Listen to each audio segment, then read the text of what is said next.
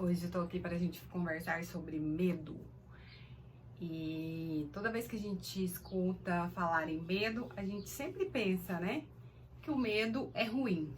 Será que o medo é ruim? Ou o medo pode ser também bom pra gente? Então, o que acontece?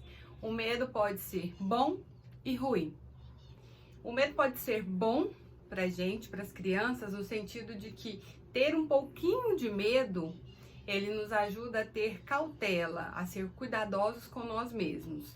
Por exemplo, se a gente vai atravessar a rua e a gente não tem medo nenhum, a gente não vai olhar para um lado, não vai olhar para o outro, né? A gente vai simplesmente atravessar e algo ruim pode vir a acontecer, né? Um carro pode bater na gente e nos machucar. Se você tem um pouco de medo, você vai ter cautela e quando você vai atravessar a rua, você vai olhar para um lado e você vai olhar para o outro antes de atravessar. Da mesma forma, se você estiver em um lugar alto, você não vai saltar nesse lugar alto, porque você vai ter cautela. Opa, peraí, primeiro eu vou olhar, não está muito alto? Eu posso me machucar. Então, ter um tanto de medo nos ajuda a nos proteger, a ser cautelosos. Então, o medo pode ser bom pra gente. O medo é ruim pra gente quando ele nos impede de ter uma vida saudável, quando ele acaba nos limitando de fazer coisas que a gente poderia fazer pra gente e que a gente acaba não fazendo por medo. Por exemplo, por medo, a criança não consegue dormir no quarto sozinha, né? Então, ela tira dela essa autoconfiança. Por medo, a criança não sai de casa sem o pai ou a mãe. Ela só sai se for com um deles. Então, por medo, ela não vai na casa do coleguinha brincar.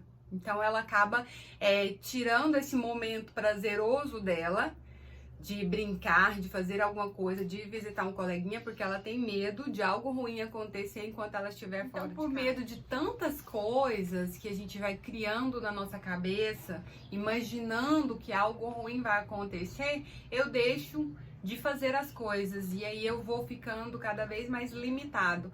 Eu deixo de fazer coisas que ia me deixar feliz, que ia me deixar alegre e vou ficando cada vez mais tentando me proteger. Só que quanto mais, né, a criança faz esse movimento de se proteger, eu não vou sair de casa sem meu pai e minha mãe, eu não vou dormir sozinho,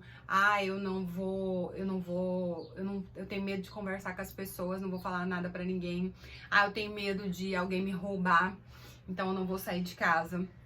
Então, quanto mais ela faz isso, mais insegura ela vai ficando, mais medo ela vai tendo. Então, ela tenta se proteger, né? Ela tenta não sentir todo esse medo, só que, na verdade, esse medo só piora. Então, a gente precisa ajudar a criança a ir superando, etapa por etapa, esse medo, né? Lógico que algumas coisas os pais podem fazer mesmo em casa. O medo do escuro, o medo de sair sozinho, a gente pode conversar com a criança e perguntar para ela, como que é esse medo?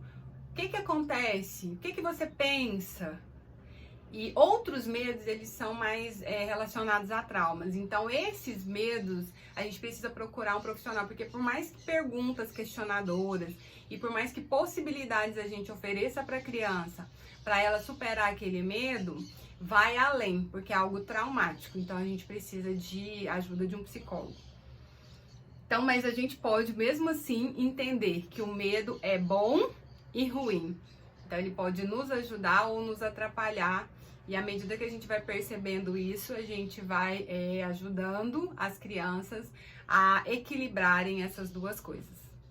Então é isso, o vídeo de hoje é esse. Qualquer dúvida ou qualquer comentário, deixe aí que conversaremos. Beijos e até breve!